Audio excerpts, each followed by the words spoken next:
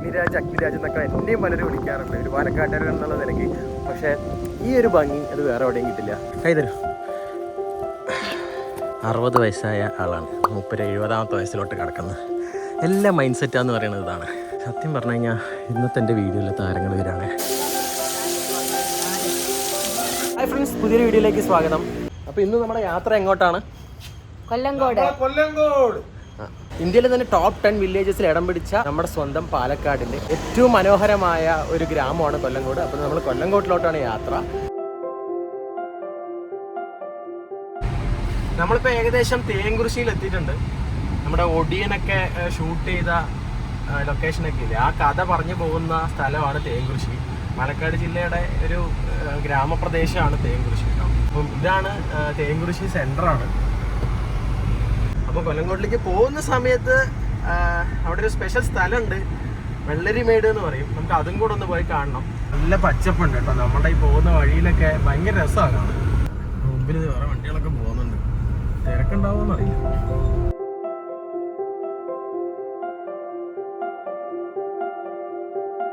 ഞങ്ങൾ ഏകദേശം കൊല്ലങ്കോട്ടിൽ നിന്ന് കുറച്ച് ദൂരം ഇങ്ങോട്ട് വന്നു. വെള്ളരിമേട് എന്ന് പറഞ്ഞ സ്ഥലത്തേക്ക് പോകുന്ന വഴിയാട്ടോ ഇത്. കൊല്ലങ്കോടിൻ്റെയും പാലക്കാടിൻ്റെയും ഭംഗിയാണ് ഈ കാണുന്നത് മൊത്തം.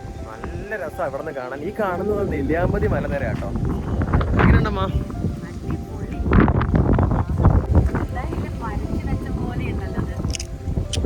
നമ്മുടെ ചെറുപ്പകാലങ്ങളിലേക്ക് ഒരു മലനിരകൾ വരയ്ക്കാൻ പറഞ്ഞാൽ ഇങ്ങനെ വരയ്ക്കില്ല, അതേപോലെയുണ്ട്.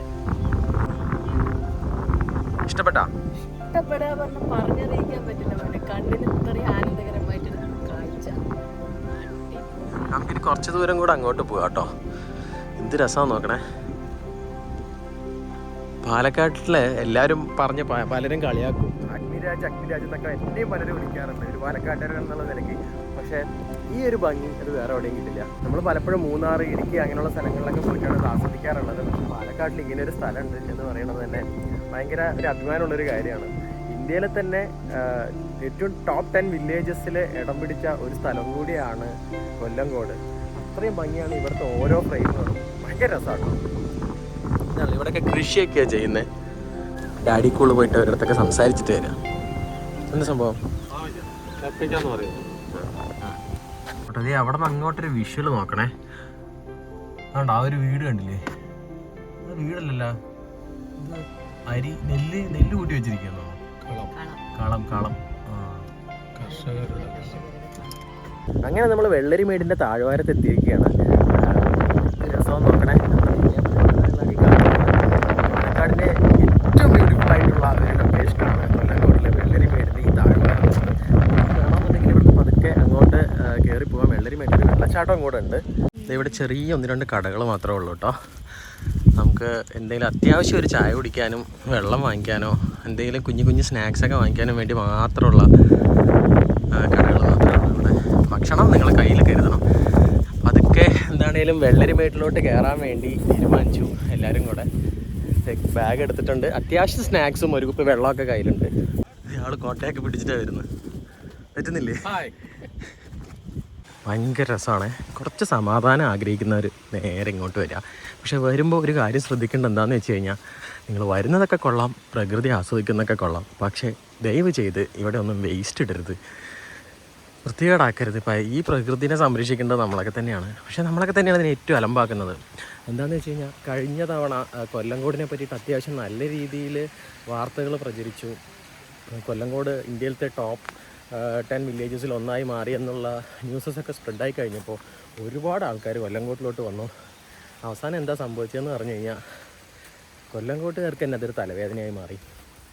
കംപ്ലീറ്റ് ഇവിടെ വേസ്റ്റും കാര്യങ്ങളും എല്ലാം ഡെപ്പോസിറ്റ് ചെയ്തു. ഭയങ്കര ട്രാഫിക് ബ്ലോക്കായി. സോ അങ്ങനെയുള്ള പരിപാടികളൊന്നും ദയവ് ചെയ്ത് ഒപ്പിക്കാതിരിക്കുക. വെള്ളരിമേട്ടിലോട്ട് നടന്നു കയറുന്നതിൻ്റെ കൂട്ടത്തിൽ നമ്മളുടെ കൂടെ 2-3 പേരും കൂടി ഏകദേശം 1 കിലോമീറ്ററോളം മല നമുക്ക് നടന്നു കയറാനുണ്ട്. ഈ കാട്ടിനുള്ളിൽ കൂടെ തന്നെയാണ് നമ്മളുടെ ഇനിയുള്ള യാത്ര. എന്തൊരു സൗണ്ട്? എർത്തുണ്ട്.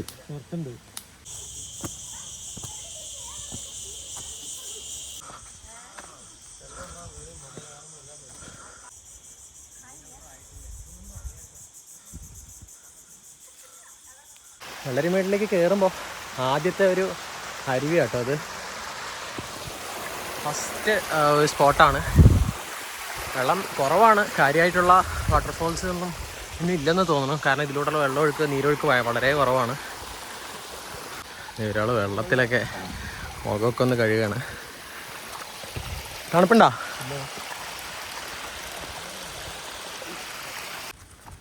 അത്യാവശ്യം സാഹസികമായിട്ട് വേണം കേട്ടോ നമ്മൾക്ക് ഈ വെള്ളരിമേട്ടിലോട്ട് കയറാൻ വേണ്ടിയിട്ട്. കൈ തരൂ. 60 വയസ്സായ ആളാണ്. 70-ാമത്തെ വയസ്സിലോട്ട് കിടക്കുന്നത്. എല്ലാ മൈൻഡ് സെറ്റാന്ന് പറയുന്നത് ഇതാണ്. ഒരു സ്ഥലത്തേക്ക് പോകണം, ആ സ്ഥലം എക്സ്പ്ലോർ ചെയ്യണമെന്ന് തോന്നിക്കഴിഞ്ഞാൽ പിന്നെ പ്രായം ഒരു പ്രശ്നമില്ല. സത്യം പറഞ്ഞു കഴിഞ്ഞാൽ ഇന്നത്തെ എൻ്റെ വീഡിയോയിലെ താരങ്ങൾ ഇവരാണ്. സോ അച്ഛനും അമ്മയ്ക്കും ഹാറ്റ്സ് ഓഫ്.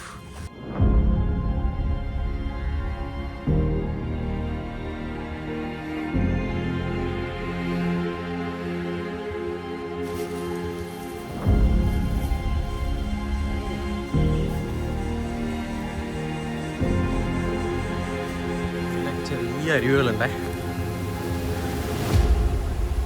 അതെ അതെ, ഒരു മഴ പെയ്ത് കഴിഞ്ഞ് കഴിഞ്ഞാൽ നല്ല വെള്ളമാവും. വെള്ളത്തിലൊക്കെ ഇറങ്ങുന്ന സമയത്ത് സൂക്ഷിക്കണം. മഴക്കാലത്ത് വെള്ളച്ചാട്ടത്തിൽ ഇറങ്ങുക എന്ന് പറയുന്നത് ഭയങ്കര ഡേഞ്ചർ ആയിട്ടുള്ളൊരു സംഭവമാണ്. അതെല്ലാവരും ഒന്ന് ശ്രദ്ധിക്കുക. എല്ലാവരും മുടിയൊക്കെ ചെയ്യണം. കല്യാണ ചിക്കനാവുക. എവിടെ നോക്കട്ടെ, ആ മുടുക്കനായിരുന്നു.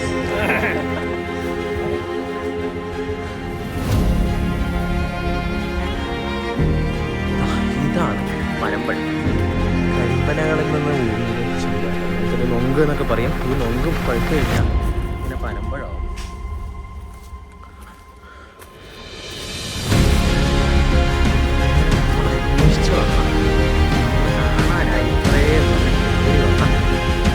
വെള്ളരിമേട് വെള്ളച്ചാട്ടം എത്തിയിരിക്കുന്ന ഈ കാണുന്നതാണ് നമ്മുടെ വെള്ളരിമേട് വെള്ളച്ചാട്ടം. മൺസൂൺ തുടങ്ങുന്നതിന് തൊട്ട് മുമ്പ് വന്നതുകൊണ്ട് വലിയ രീതിയിലുള്ളൊരു വെള്ളച്ചാട്ടം ഉണ്ടായിരുന്നില്ല. അതുകൊണ്ട് തന്നെ അവിടെ കുളിക്കാൻ സേഫ് ആയിരുന്നു എന്ന് തോന്നി. പിന്നെ ഒന്നും നോക്കിയില്ല, രണ്ടും കൽപ്പിച്ച് ഞാൻ അതിലോട്ടങ്ങ് ഇറങ്ങി.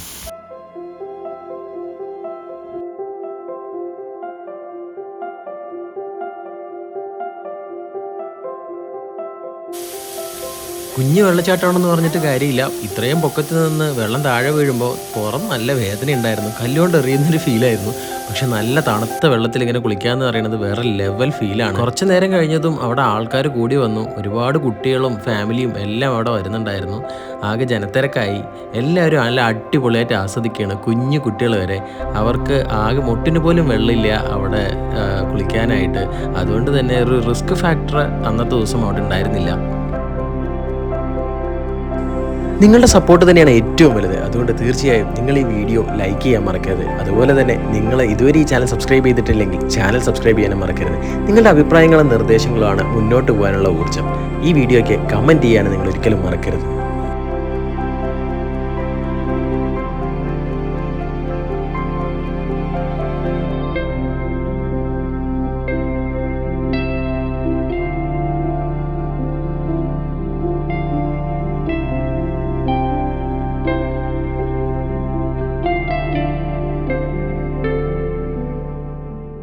അങ്ങനെ വെള്ളരിമേടിലെ വിശേഷങ്ങളൊക്കെ കണ്ടു എന്ന് വിചാരിക്കണോ.